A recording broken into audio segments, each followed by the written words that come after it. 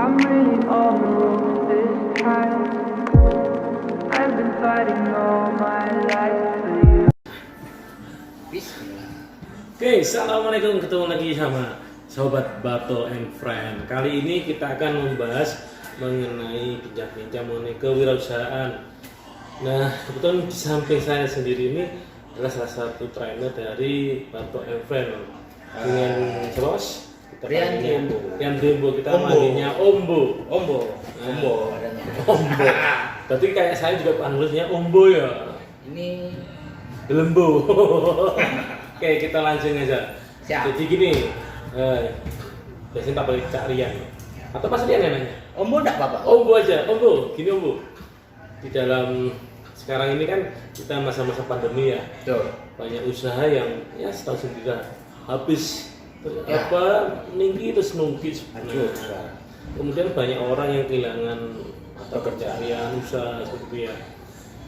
Terus kemudian ekonomi juga merosot juga lah cenderung gitu. Nah, apakah dalam hal ini seseorang itu tidak boleh untuk buka usaha sih? Justru sekaranglah saatnya seseorang harus memberanikan diri untuk berwirausaha, Untuk menjadi berusaha. entrepreneur, Heeh. mumpung saat pandemi. Kenapa? Karena Penting. satu, buat orang yang sudah bekerja itu akan menjadikan sebuah passive income, tambahan untuk pacarnya, untuk keluarganya, atau mungkin untuk selingkuhannya juga bisa. Nah, Betul. untuk yang kehilangan pekerjaan ataupun orang-orang yang belum bekerja, terutama yang milenial, itu akan menjadi income utama. Betul. Jadi kalau ada orang yang kehilangan pekerjaan, itu jangan merenungi, Tidak perlu putus kemudian asa. nggak bisa move on, itu salah banget ya. Salah sekali. Seharusnya harus lebih punya ide kreatif Betul. untuk membuat usaha. Nah, dalam hal ini kalau kita tinjau ya dari segi wirausaha, itu yang bertahan ada beberapa macam seperti contohnya kuliner. Betul. Terus kemudian ada usaha UMKM lah rata-rata ya. UMKM kebanyakan kuliner, Ya. makanan minuman ya. Ya, bagi orang kantoran atau yang semacam orang industri yang kemudian ingin buat suatu wirausaha, itu yang cocok ke arah mana? Untuk saat ini yang paling banyak dicari adalah memang industri untuk makanan minuman, karena itu adalah kebutuhan pokok, tidak lekang oleh waktu, Betul. dan yang terakhir itu akan continue. Continuous. Jadi memang kalau makanan memang kebutuhan ya. Kebutuhan. Jadi setiap hari orang itu pasti makan. Pasti makan, Pasti pasti minum. nyemil, ya kan? Nggak Hal mungkin itu. cuma makan nasi aja. Pasti ada makan roti, makan jajan, belum nanti ngopi, belum nanti minum boba. Nah, itu kan Oh iya, iya akhirnya betul. industri kreatif makanan minuman sangat luas. Oke, kalau mengawali suatu usaha, haruskah dengan modal yang besar? Oh tidak, Nah, buat saya itu tidak. gimana supaya sobat-sobat pada Yang tahu ini? pertama tipsnya adalah satu, punya kemauan dulu. Punya kemauan. Punya kemauan. Hah? Karena kalau sudah tidak punya kemauan, Betul. berarti itu orang yang malas, Betul. ya itu sudah selesai, sudah orangnya. Jadi harus punya passion dulu Passion untuk membuka suatu wirausaha. Ya? Meskipun passion itu ada dua ya, passion Ya, secara alami, orang itu memang punya passion di bidang salah satu bidang, ataupun passion itu karena terpaksa. Oh gitu. Nah, Terpaksa karena kondisi. Terpaksa karena sekarang pandemi. Ya. Terpaksa karena jam kerjanya atau hari kerjanya berkurang, Betul. pemasukannya berkurang, Akhirnya dia punya insentifnya berkurang. Nah, ide pembuat ide baru. Ide baru. betul. Karena saya punya teman itu dia kerja di perusahaan besar, Betul. skala nasional.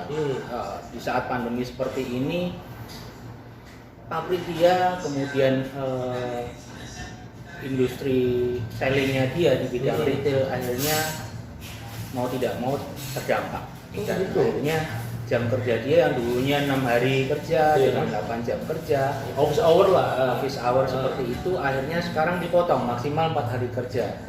Dan itu akhirnya dihitung berdasarkan harian ya. Jadi akhirnya omset dia berkurang. Ya, menurut akhirnya dia mau tidak mau banting setir nambah income dengan berjualan es ganeko, dengan berjualan kulit pangsit. Kulit pangsit loh, cemilan itu.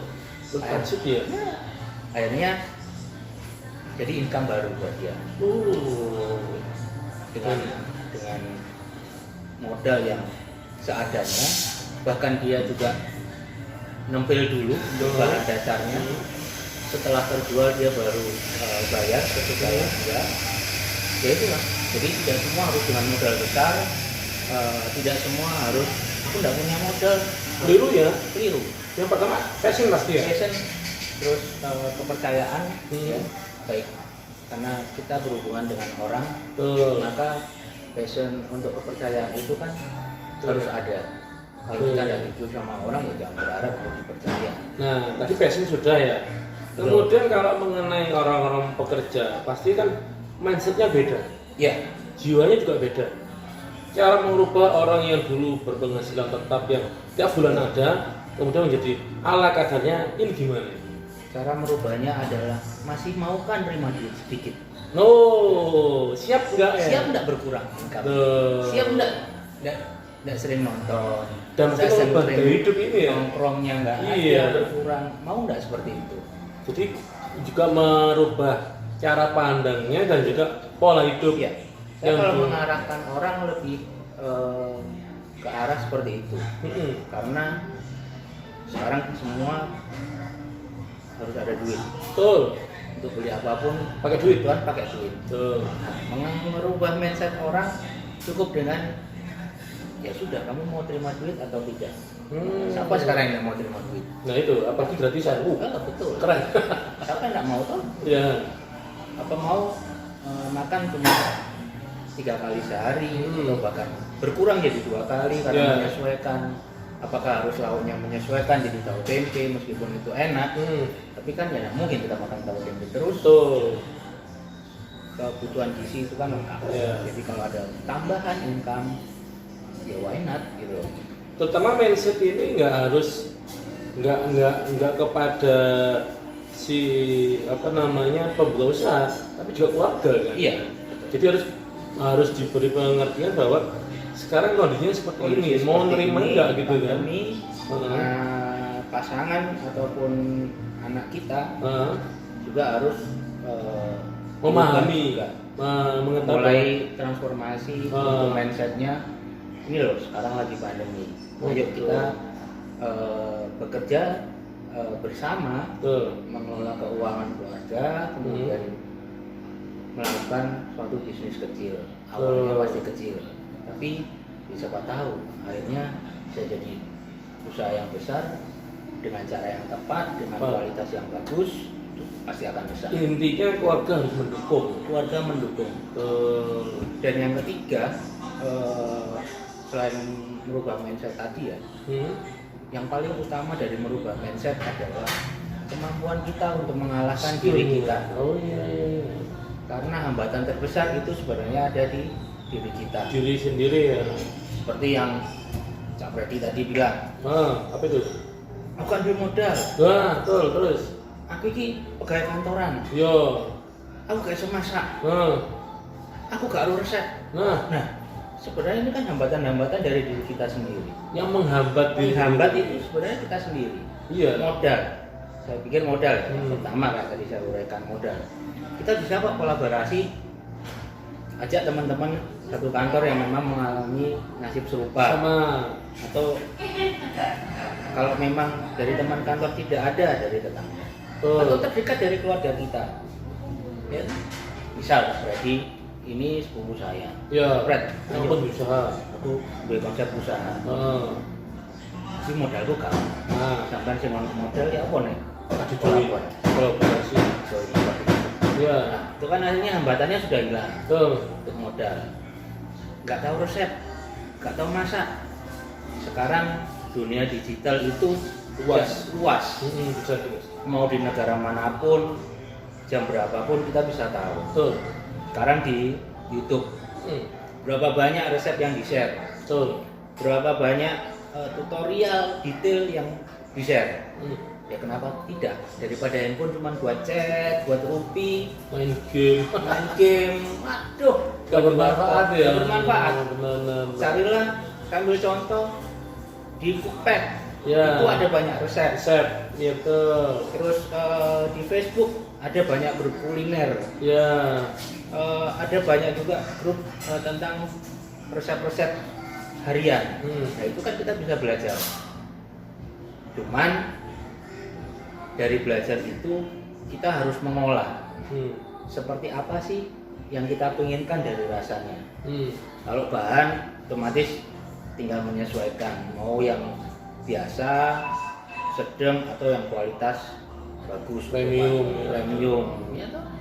Semua ada sebenarnya. Betul, Tinggal betul. kita mau atau tidak Itu yang melangkah. penting. Itu yang paling penting. Betul. Sama dengan waktu saya dulu setelah keluar dari Lipo, sebenarnya juga apatis juga. Masa iya saya bisa? Betul. Tapi akhirnya lambat laun ternyata asik juga duitnya. Betul. Nah, karena otaknya udah duit, ya sudah akhirnya mau tidak mau apapun Apapun caranya harus berduit. harus berduit. Dompetnya harus ada isi, Nah itu. dapurnya harus ngebul. Nggak penting dompet, yang penting isinya. Penting isinya. Dan yang penting ngebul. Nah, Kalau itu. nggak ngebul, wah jewer pasangan nanti. Kayaknya aku gue ngobrol dulu, Oh. tapi kita ngobrol-ngobrol. Ini kopi Jawa Timur. Wah, Ini spesial spesialnya dari Krusel. dari Krusel Kopi. Nah, kita ini lagi video podcast ini ada di Krusel. Spesialisnya adalah kopi Jawa Timur. Mau cari robusta ada, arabica yang premium juga oke. Ngobrol Kopi dulu dulu ya. tapi sambil kita ngobrol. Nah, tadi kan sudah disebutkan kan, Ya. dari mulai passion, mulai dari mindset, kemudian skill dan sebagainya. Ini kadang-kadang yang bikin orang orang buka usaha itu bingung. Marketing gimana ini? Marketing sebenarnya dasar dari sisi pribadi kita Iya. itu adalah orang yang menjual diri. Kalau tidak percaya bahwa kita bisa menjual diri kita adalah toh kita dari bayi beranjak ke balita itu kan sudah ada tahapan skill-skill. Ya. Kita mau masuk sekolah, kita menjual diri kita. Ya, potensi maksudnya. Meskipun bukan kita pribadi ya, misal dari TK kita masuk sekolah, orang tua kita menjual diri Iya. kita. Loh anakku sudah punya kemampuan seperti ini, nilainya bagus, berarti bisa diterima di sekolah. Betul. Itu kan menjual diri. Nah, Potensi. itu adalah marketing. Marketing, ya. Dan kalau bilang marketing sekarang, nggak susah kok dari. Nggak susah ya? Nggak susah. Sekarang setiap orang pasti punya gadget, HP. Ya. Itu di dalam HP itu sebenarnya sarana marketing yang luar biasa. Gitu ya. Setiap ya. orang saya yakin pasti 100% punya Facebook. Pasti punya lah. Pasti punya toh? Ya. Pasti punya. Karena daftar untuk mengaktifasi ponsel Harus ada itu kan harus login pakai email. email. Dari email Google itu juga ada sarana marketingnya. Tuh. Ada Google Ads, ada Google My Business. Produk ini akhirnya lari ke beberapa aplikasi. Dari Facebook ada, turunannya ada di WhatsApp sama Instagram. Tuh. Di 3 platform ini ada marketplace juga. Ada untuk halaman pribadi. Tuh. Kemudian Untuk ada bisnis. untuk WA, sekarang ada WhatsApp Business. Tuh. Kemudian Instagram juga ada Instagram Shop. Nah ya. ini bisa kita manfaatkan. Paling tidak yang pertama dari Facebook itu kita bisa buat akun untuk pribadi kita. Yang kedua bikin akun untuk produk kita. Nah ini kan bisa disinkronkan. Sesekali disisipkan di akun pribadi kita. Jualan utamanya bisa di halaman pribadi, bisa di akun bisnis kita. Ya. Nanti connect dengan nomor ponsel kita yang ada WhatsApp sama apapun WhatsApp bisnisnya. Jadi marketingnya gampang sekarang. Ini gampang ya? Gampang sekarang. digital marketing. Ada pun kalau luar biasa. katakan yang untuk yang di Facebook sendiri kan juga ada marketplace sendiri. Kemudian di aplikasi beberapa aplikasi kan sebenarnya juga ada ya. Cuma orang gimana cara menjualnya Iya. yang kadang yang merasa apa ya? Dulu saya tidak bisa bahasa marketing ya, karena saya bukan orang marketing. Saya lebih ke arah industri makanan minuman, baik di hotel ataupun di resto, kafe. Saya bingung, tapi akhirnya saya belajar juga. Saya punya Facebook, akhirnya saya ikut grup jual beli. Dulu di Surabaya itu ada GKS, yang kenal ya, grup kuliner Surabaya. Di GKS itu ada banyak orang yang mencari kebutuhan makanan, ada banyak orang yang berjualan. Saya amati para penjual itu bahasanya seperti apa. Akhirnya saya ketemu, oh kalau segmennya untuk yang segmen menengah ke bawah, bahasanya harus seperti ini, singkat, jelas, padat. Oh untuk yang segmen menengah ke atas, bahasanya harus lebih elegan. Kemudian cara berjualan itu juga ada dua. Ada yang hard selling dengan langsung mencantumkan produk saya ini harga sekian, lokasi saya di sini, itu hard selling. Ada seperti itu. Ada yang cukup dengan soft selling. Soft selling itu misal saya menampilkan foto produk saya, tapi di uraiannya saya tidak mencantumkan ini produk apa, harga apa. Saya lebih banyak bercerita. Kemarin saya ngirim ketemu dengan bapak-bapak tua di jalan. Itu uraian untuk soft selling. Jadi sebenarnya bisa dipelajari atau tidak gitu. Sebenarnya kalau kayak jualan tuh kayak yang saya alami sebagai reviewer ya, sama ya. Sama sebenarnya. Dan juga orang kalau kita katakan jangan tak ajak makan, terus kemudian saya cerita makanan itu juga sebenarnya juga marketing secara tidak langsung. Iya kan? Kalau dulu namanya orang Jawa kan, buku itu harus sama kan sebenarnya. Itu sarana marketing yang paling efektif. Nah itu. Kebetulan. Karena saat kita sudah mempunyai kualitas yang bagus, pelanggan kita puas, tidak perlu kita nyuruh mereka, Mbak bikin testimoni dong dia. Mas bikin testimoni, nggak perlu. Mereka sudah langsung mencantumkan ini loh di akun masing-masing ya. Para pembeli itu saya beli.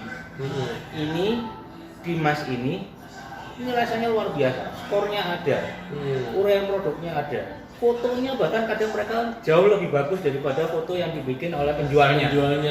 Karena pembeli kadang teknik fotonya bagus ya. Akhirnya getuk tular itulah yang paling efektif. Bahkan saya tahu kalau seorang reviewer yang emak-emak terutama ya, itu ceritanya detail. Betul. Yang nggak perlu step sedikit, itu miring sedikit dia pasti diuraikan. Itu mak-mak hebat itu. Jadi memang nggak ada yang namanya kendala kalau nggak ada keinginan. Nah, gini, kalau saya mau bertanya ke Ombo ya, kalau mau mengawali usaha, lebih baik kita membuat atau menjadi reseller? Bisa dua-duanya. Kalau memang saat kita masih bekerja, para pekerja ya yang terdampak, itu mungkin reseller akan menjadi pilihan yang paling sesuai, karena bisa dilakukan di luar jam kerja, dia luang. Jadi kita menjualkan produk orang yang tentunya sudah kita tahu ya, ini kualitasnya bagus. Nah dari situ kan ada keuntungan dari barang. Keuntungan dari barang ada, kemudian dari ongkir, misal kita para pekerja itu mungkin daripada aku nganggur, karena aku masuk kerja cuma 4 kali seminggu, masih ada 3 hari, ya udah sekalian ngider, jadi kurir sendiri, itu malah akan nambah omset, karena ada keuntungan barang, ada keuntungan dari ongkos kirim. Dan yang kedua untuk reseller, cukup bikin PO ya. Misalkan hari Senin saya mau bikin PO ini putu Belanda, hari Selasa PO barang yang lain, hari Sabtu kebutuhan rumah tangga, sabun dan lain-lain, itu bisa. Jadi banyak ya. Kalau memang waktunya tidak memungkinkan, cukup jadi reseller. Ada waktu Kalau memang waktu silakan untuk menjadi produsen. Nah, produsen ini juga harus bertahap ya. Artian tahapannya ada, mulai dari cari resep, kemudian olah resepnya, sampai ketemu takaran yang pas, sampai ketemu taste yang benar-benar disukai sama, bukan hanya untuk dia dan keluarga, tapi untuk ke teman-temannya, untuk ke saudara atau bahkan ke tetangga dan pasar umum, taste-nya seperti apa. Itu juga perlu tahapan kreativitas juga. Itu harus bertahap. Belajarnya juga gampang. Digital ada, resep digital. Bertanya ke orang sekarang juga banyak grup-grup untuk grup memasak. Pertama pasti tahu lah cupet seperti apa. Nah, kebetulan ini kita mau mengenai cara untuk usaha ya. Betul. Kita tahu sendiri kan sekarang memang di Surabaya itu ada namanya Barto and Friend juga ya. Jadi kalau mungkin sobat-sobat Barto and Friend ingin belajar wirausaha, itu kan bisa di tempat kami ya, di Barto and Friend ya. Betul.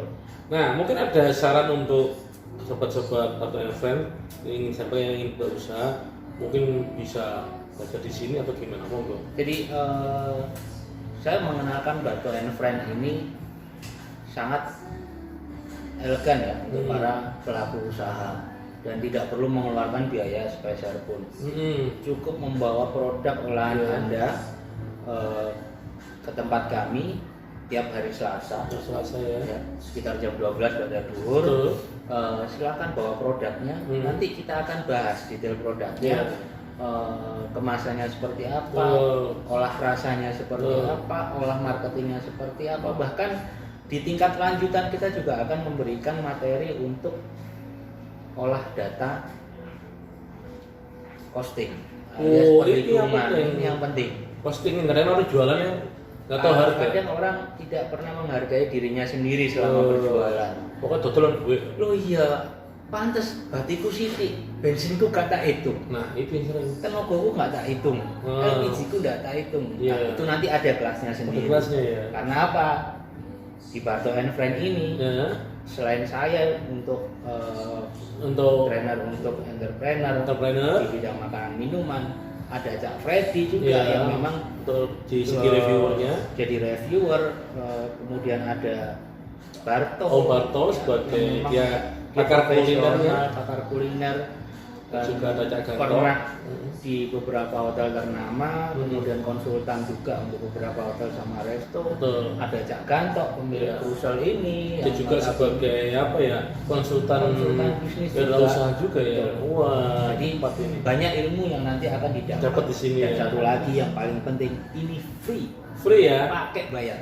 Dan kita juga akan mengedepankan bagi nanti yang wirausaha yang sudah berkembang. Kita adakan yang namanya untuk talk show ke beberapa radio juga ya. Jadi para pebisnis atau wirausaha itu akan lebih diperkenalkan. Jadi nggak sekedar di sini kita memang di sini kita seperti akademi. Jadi bukan cuma untuk injek-injek. Bukan. Rasanya enak apa enggak? Kalau itu mah gampang. Gampang itu. Tapi detailnya akan banyak. Detailnya akan banyak. Jadi nanti akan dirasakan sama wirausaha bahwa nanti setelah di sini sukses berkembang, nanti kita akan lebih. Kita kasih kesempatan mereka untuk promosi jual diri ke media. Ada kita kerjasama dengan beberapa radio kemudian ada beberapa hotel yang mau memfasilitasi. Nah, itu yang paling penting. Sarana jual dirinya ada. Kita bantu. Nggak pakai bayar. Coba kalau di tempat lain nggak tahu. Saya nggak mau nyebutin. Terus coba beriklan di radio 1 jam berapa?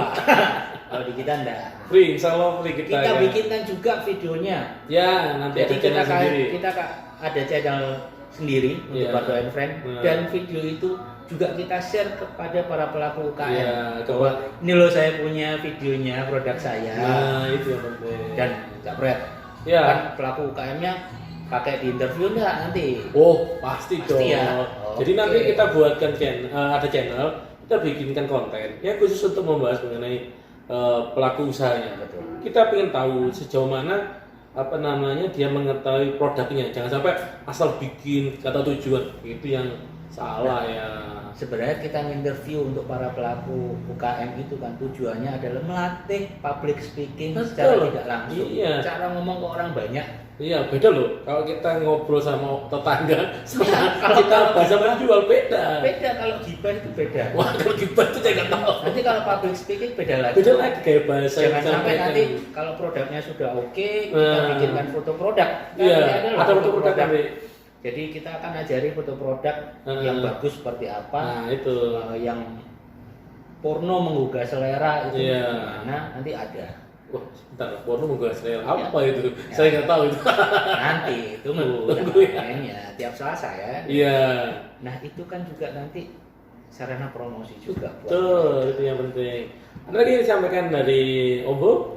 Saya pikir silakan datang ke kami tiap hari Selasa. Iya. Bawa produknya, kita ngobrol enak, Kita ngobrol bahas di santai, sini, ya. yang santai. Kita sama-sama belajar kok. Betul. Kami juga masih belajar Belajar juga, tapi karena ya. ilmunya itu tidak akan pernah berhenti. Iya.